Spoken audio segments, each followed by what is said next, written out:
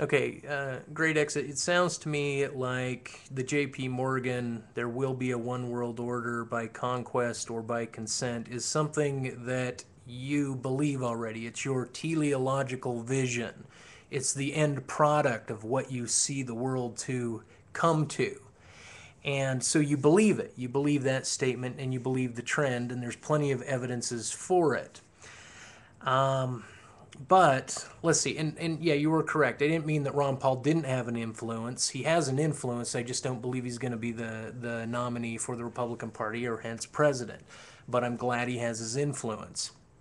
You also mentioned kind of a disparity of can one fight within their own culture, or has the dominance of this become so large that one cannot? And yet you also you despise the idea of a mono one world culture, a mono pyramid for all of humanity to fall within, because then there would be nothing.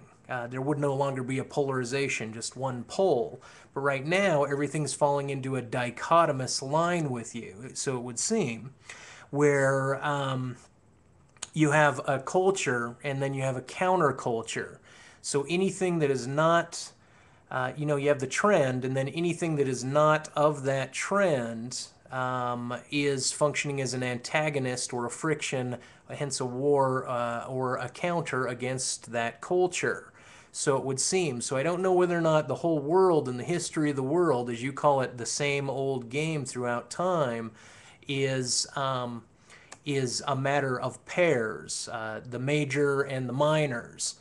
But there's multiple cultures out there still that are all coming together, and we're all using the same technology, and we're all human, and we all can use the same rules, meaning we're all moving to that area, so it would seem, because we're sharing benefits, we're trading with one another, and we're adopting and warring for commonality.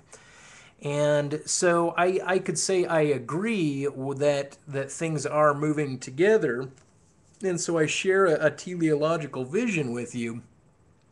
And yet at the same time, if we take one pyramidical or power structure here and we say that there is a counterculture to this pyramid structure, and then we take another one over here and say, now this has its own, it's playing the same game, and so we have another pyramid structure, and it has its counterculture. When one dominates the other, eventually, according to you, as the cultures mesh and one or the power sources start to come together, can the second counterculture, would it be defined as a counterculture to the first pyramidical structure, or can it be said to be something different, something diverse? And so what you're saying is that Ron Paul, Aaron Russo, and these guys are simply making the status quo of one power pyramid maintain, where I would not contend that. I would say without them, without these discussions of Illuminati, or without these discussions of trend or taxes or what have you, then there's actually less information, less scope, but not necessarily less of a counter, just more detail. Kind of like cell biology back 10 years ago when I took it was much more general than the specificity that can be found in today's biological peerings. And so by that, they're trying to state something. Yes, it's a counterculture, but instead of agreeing that the world should go, because you, in a way, by the sound of it, it sounded like you were trying to say that, hey, we're all going there anyway, so I want the counter groups to accept it and figure out how they can play into it instead of trying to go against the grain, instead of trying to back everything up, because they're not going to have any effect there. And perhaps you're right.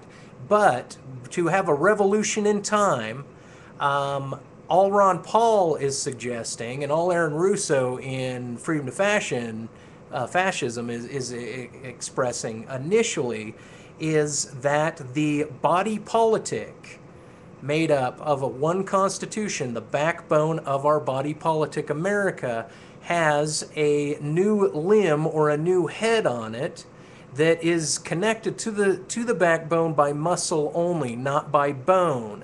Therefore, as this head starts to take over the other head and kill and break the Constitution down, all the laws, all the bone structure, all the laws from the federal court to the minor courts, the district courts, etc., all of these are slowly going to become less and less active. They're perverted, and they're not able to be reduced back to the spine.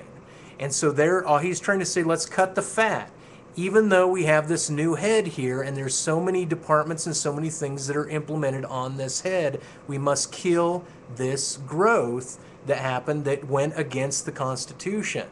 And that's all they're simply saying, is let's cut the fat on it. So it's a backwards look in time. It's not a declaration of how trade is. But now America, historically, since roughly this time also, has not only manifest destiny, where it's conquered and pushed the Americans and Mexicans off their land, but it's also involved in multiple countries. I did troop movement maps for Argentina, so we're not at war with Argentina, but we're down there influencing that country. And so we're in 103 of 190 countries. And so Ron Paul's also suggesting, let's pull out of these countries. Let's not become the dominant force, because this other head, once it came on, is now also trying to encapsulate and make certain that the world is functioning under American rule. And so if we keep that grip on the world like we are, and the other head takes over like it is, then eventually NAFTA, the WTO, the World Trade Organization, the World Banks, the Fed, these things will become the new power. And as the media conglomerates are becoming owned by fewer and fewer hands, all it takes is meetings with fewer and fewer individuals in order to make certain that the body politic called American sovereignty is broken at the spine. The laws then become null and void, or they become skewed, and the law becomes just wrecked, and hence all of the other Americano, the world following America, will skew also and become under the umbrella of power of these different power sources, this other head.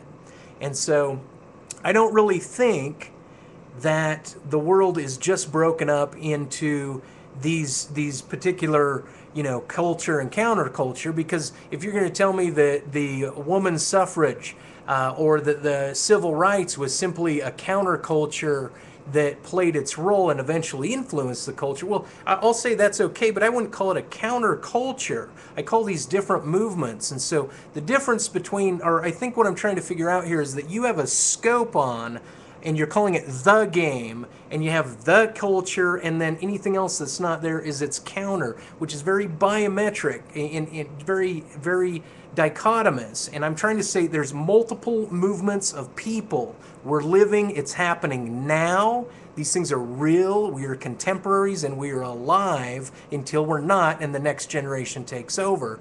So I'm suggesting this: everybody has its influence. And if your influence is to just guide us down, bow down, and say, hey, let's go towards it, fine. That's your politic. But everyone else that says, hey, these are crazy things, I really don't think that to say conspiracies are crazy. That would be like saying, hey, the media doesn't report on the mafia, so the mafia must not exist or have any influence. It's bullshit. People can get together, they can arrange things, and things have an influence. I mean, did Bin Laden's family fly out when the rest of America was grounded? I don't know. I mean, name whatever you want in terms of the latest, greatest conspiracy. All I'm suggesting is this, is that the world does not function in just two poles or polarization, as you might want us to do it, even though we're broken into parties, and when we reduce things down to ones and zeros, because that's, the on-off switch of it all, then you could look at it that way. But there's still diversity that's going on, and as it's becoming the same, where can we influence retraction on this? Where can we say, no, we need to figure this out differently? I don't know. More food for thought. This is a Stickum conversation. We should probably do it on there. Cheers.